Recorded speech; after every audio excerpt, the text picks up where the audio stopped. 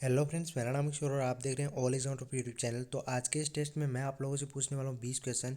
ये जो 20 क्वेश्चन है जो आर्मी के प्रीवियस ईयर के जो क्वेश्चन पेपर है उनमें से ये क्वेश्चन लिए गए हैं। ठीक है, तो देखते हैं आप 20 क्वेश्चन में से कितने क्वेश्चन जो है वो सही कर पाते हैं। तो इस टेस्ट को अंत तक जरूर देखिएगा और इसमें आपको कुछ भी अच्छा लगे तो वीडियो को लाइक और चैनल को सब्सक्राइब करना बिल्कुल मत भूलिएगा। तो चलिए स्टार्ट करते हैं। पहला क्वेश्चन है, इसमें जो पूछा गया है, बनारस हिंदू विश्वविद्यालय की स्थापना किसने की। आपको बताना है बनारस हिंदू विश्वविद्यालय की स्थापना किसने की। फटाफट से आपको राइट आंसर बताना है, कमेंट बॉक्स में बता दीजिएगा।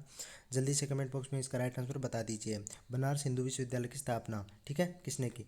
ऑप्शंस आप सभी के सामने, फटाफट से इसका राइट आंसर बताना है। तो जल्दी से इसका राइट आंसर आप बता दीजिए। तो राइट आंसर क्या हो जाएगा, मदन मोहन मालवीय। ठीक है, बनारस हिंदू विश्वविद्यालय की स्थापना मदन मोहन मालवीय ने की। क्वेश्चन नंबर 2 की तरफ पढ़ते हैं।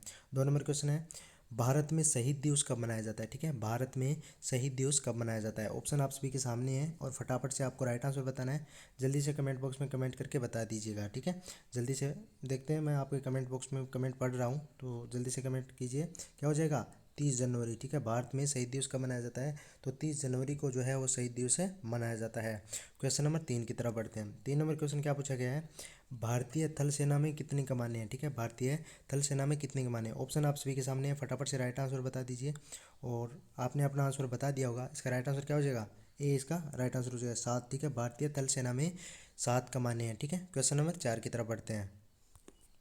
4 नंबर क्वेश्चन क्या पूछा गया है, किस कानून के विरोध में महात्मा गांधी ने 1930 में दांडी मार्च किया था। ठीक है, कौन से कानून के विरोध में महात्मा गांधी ने 1930 में दांडी मार्च किया था। ठीक है, ऑप्शन आप सभी के सामने है, उपभोक्ता कानून, नमक कानून, भू राजस्व कानून या धर्म कानून।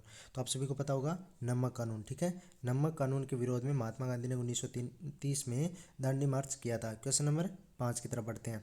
5 नंबर क्वेश्चन काफ़ी आसान क्वेश्चन है, महाभारत ग्रंथ किसने लिखी है। ठीक है, महाभारत जो ग्रंथ है वो किसने लिखी है। ऑप्शंस आप सभी के सामने है, फटाफट से राइट आंसर आपको बताना है। जल्दी से बता दीजिए। तो इसका राइट आंसर क्या हो जाएगा, वेद व्यास। ठीक है, महाभारत ग्रंथ किसने लिखे है, वेद व्यास ने लिखे है। क्वेश्चन नंबर 6 की तरफ बढ़ते हैं।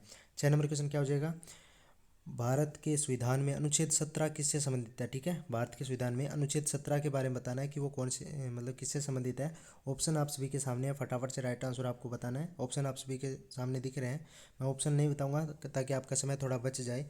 तो जल्दी से आप अपना राइट आंसर बता दीजिए यदि आपको पता है तो इसका राइट आंसर क्या हो जाएगा, अस्पृश्यता को हटाना। ठीक है, भारत के संविधान के अनुच्छेद 17 किससे संबंधित है, तो वो है अस्पृश्यता को हटाना से संबंधित है।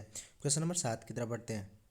7 नंबर क्वेश्चन आप लोगों से क्या पूछा गया है, इंडिया गेट किस शहर में स्थित है। ठीक है, इंडिया गेट जो है वो किस शहर में स्थित है। ऑप्शन आप सभी के सामने है, जयपुर, मुंबई, आगरा या दिल्ली। तो आपको कंफ्यूज नहीं होना है, क्या पूछा गया है, इंडिया गेट पूछा गया है। ठीक है, गेटवे ऑफ इंडिया नहीं पूछा गया है, इंडिया गेट पूछा गया है। तो ये कहाँ कहाँ पे स्थित है, दिल्ली में। ठीक है, इंडिया गेट जो है वो दिल्ली में स्थित है और गेटवे ऑफ इंडिया जो है वो गेटवे ऑफ इंडिया कहाँ स्थित है, मुंबई में। मुंबई में क्या स्थित है, गेटवे ऑफ इंडिया। ठीक है, आपको कंफ्यूज नहीं होना है और इसमें काफ़ी बंदे कंफ्यूज हो जाते हैं, तो नहीं होना है।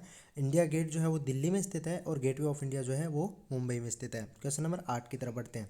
8 नंबर क्वेश्चन क्या पूछा गया है, अक्षरधाम मंदिर किस राज्य में स्थित है। ठीक है, अक्षरधाम का जो मंदिर है वो कौन से राज्य में स्थित है। ऑप्शन आप सभी के सामने है, फटाफट से अपना राइट आंसर बताना है। जल्दी से कमेंट बॉक्स में बता दीजिए फटाफट से। तो देखते हैं आप कितना जल्दी आप सही कर पाते हैं। तो इसका राइट आंसर क्या हो जाएगा, गुजरात। ठीक है, अक्षरधाम मंदिर जो है वो गुजरात में स्थित है। क्वेश्चन नंबर 9 की तरफ बढ़ते हैं। 9 नंबर क्वेश्चन क्या पूछा गया है, राणा प्रताप सागर परमाणु ऊर्जा संयंत्र किस राज्य में स्थित है। ठीक है, राणा प्रताप सागर परमाणु ऊर्जा संयंत्र किस राज्य में स्थित है। ऑप्शन आप सभी के सामने हैं, हरियाणा, कर्नाटक, राजस्थान या गुजरात। तो फटाफट से आपको राइट आंसर बताना है, जल्दी से बता दीजिएगा कमेंट बॉक्स में। तो इसका राइट आंसर क्या हो जाएगा, राजस्थान में। ठीक है, राणा प्रताप सागर परमाणु ऊर्जा संयंत्र राजस्थान में स्थित है। क्वेश्चन नंबर 10 की तरफ बढ़ते हैं। 10 नंबर क्वेश्चन काफ़ी इंपॉर्टेंट क्वेश्चन है, पाकिस्तान के प्रथम प्रधानमंत्री कौन थे। ठीक है, पाकिस्तान के प्रथम प्रधानमंत्री के बारे में बताना है कि वो कौन थे। ऑप्शन आप सभी के सामने है, फटाफट से आपको राइट आंसर बताना है। जल्दी से कमेंट बॉक्स में कमेंट करके बता दीजिएगा। तो इसका राइट आंसर क्या हो जाएगा, लियाकत अली। ठीक है, लियाकत अली खान जो थे वो पाकिस्तान के प्रथम प्रधानमंत्री थे। क्वेश्चन नंबर 11 की तरफ पढ़ते हैं। 11 नंबर क्वेश्चन क्या पूछा गया है, देख लीजिए, संविधान के किस अनुच्छेद में बताया गया है कि भारत की सरकारी भाषा हिंदी है तथा इसकी लिपि देवनागरी है। ठीक है, ये कहाँ बताया गया है कि भारत की जो है वो सरकारी भाषा हिंदी बताया गया है और इसकी जो लिपि है वो देवनागरी को बताया गया है। कौन से संविधान के कौन से अनुच्छेद में बताया गया है। ठीक है, तो आपको बताना है, ऑप्शन आप सभी के सामने है, फटाफट से। तो इसका राइट आंसर क्या हो जाएगा 11 नंबर क्वेश्चन का, फटाफट से राइट आंसर आपको बताना है, क्या हो जाएगा 343 में अनुच्छेद में, ठीक है।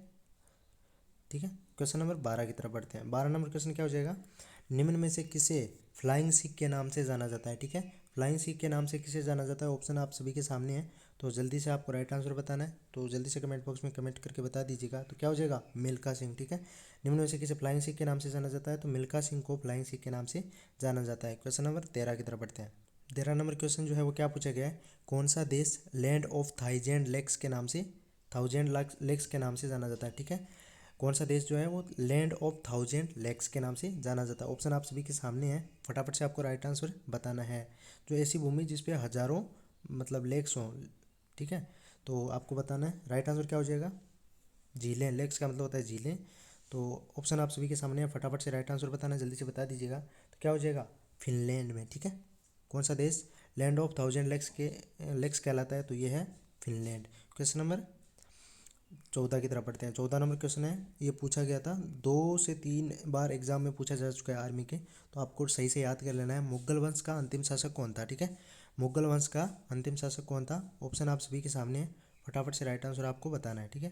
तो क्या हो जाएगा बहादुर शाह जफर, ठीक है। बहादुर शाह जो जफर थे वो मुगल वंश के अंतिम शासक थे। क्वेश्चन नंबर 15 की तरफ बढ़ते हैं।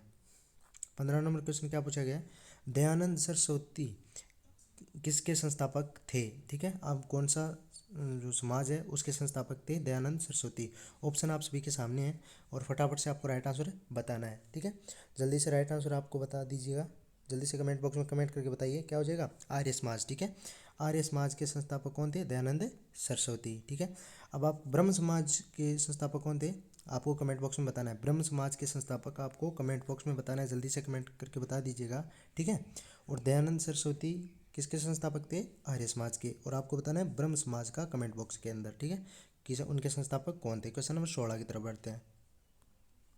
16 नंबर क्वेश्चन आप क्या पूछा गया है, मेंडलीव की आवर्त सारणी किस पर आधारित है, ठीक है। मेंडलीव की जो आवर्त सारणी है वो किस पर आधारित है। ऑप्शन आप सभी के सामने है, परमाणु भार, परमाणु संख्या, परमाणु आयतन या परमाणु घेरा। तो राइट आंसर बताना है, जल्दी से कमेंट बॉक्स में बता दीजिएगा। तो इसका राइट आंसर क्या हो जाएगा, परमाणु भार पे आधारित है, ठीक है। मेंडलीव की आवर्त सारणी जो है वो परमाणु भार पे आधारित है। क्वेश्चन नंबर 17 की तरफ बढ़ते हैं। 17 नंबर क्वेश्चन क्या हो जाएगा, संतरे में कौन सा विटामिन जो है वो प्रचुर मात्रा में पाया जाता है, तो आपको बताना है। ऑप्शन जो आपको दिख रहे हैं A, C, D, B, ठीक है, तो आपको बताना है, जल्दी से बता दीजिएगा क्या हो जाएगा। 17 नंबर क्वेश्चन का राइट आंसर क्या हो जाएगा, फटाफट से बताइए। 20 का राइट आंसर हो जाएगा यानी सी, ठीक है। संतरे में विटामिन सी जो है वो प्रचुर मात्रा में पाया जाता है, तो संतरे से आप सी मान सकते हैं, इसे आपको याद रख सकते हैं, ठीक है। क्वेश्चन नंबर 18 की तरफ बढ़ते हैं। 18 नंबर क्वेश्चन क्या पूछा गया है, लेड पेंसिल बनाने में प्रयोग होने वाला पदार्थ है, ठीक है। लेड पेंसिल बनाने में कौन सा जो है पदार्थ प्रयोग में लिया जाता है, तो ऑप्शन आप सभी के सामने है, ग्रेफाइट, कोयला, कार्बन या अभ्रक। तो जल्दी से कमेंट बॉक्स में कमेंट करके बता दीजिएगा। तो इसका राइट आंसर क्या हो जाएगा, ग्रेफाइट, ठीक है। ग्रेफाइट इसका राइट आंसर हो जाएगा। क्वेश्चन नंबर 19 की तरफ बढ़ते हैं। 19 नंबर क्वेश्चन क्या पूछा गया है, पित्तल में शामिल है, ठीक है। पित्तल में किसका मिश्र धातु है, तो आपको बताना है। ऑप्शन आप सभी के सामने है, और फटाफट से राइट आंसर बताना है। तो इसका राइट आंसर क्या हो जाएगा, कॉपर और जिंक, ठीक है। पित्तल में शामिल है, कॉपर और जिंक शामिल है, ठीक है। क्वेश्चन नंबर 20 की तरफ बढ़ते हैं। 20 नंबर क्वेश्चन है, निम्न में से कौन बायोगैस का घटक है, ठीक है। बायोगैस का घटक कौन सा है, निम्न में से कौन बायोगैस का घटक है। ऑप्शन आप सभी के सामने है, हीलियम, नाइट्रोजन, मीथेन और ऑक्सीजन। तो फटाफट से राइट आंसर आपको बताना है। तो राइट आंसर क्या हो जाएगा, मीथेन, ठीक है। तो कैसा लगा ये टेस्ट, और आपके कितने क्वेश्चन सही हुए आपको कमेंट बॉक्स में कमेंट करके ज़रूर बताना है। और देखते हैं आप किन में से 20 में से जिनके 15 क्वेश्चन के लगभग सही हुए हैं वो आराम से आर्मी का एग्ज़ाम निकाल लेंगे, ठीक है। तो मिलते हैं अगले वीडियो में, तब तक के लिए बाय।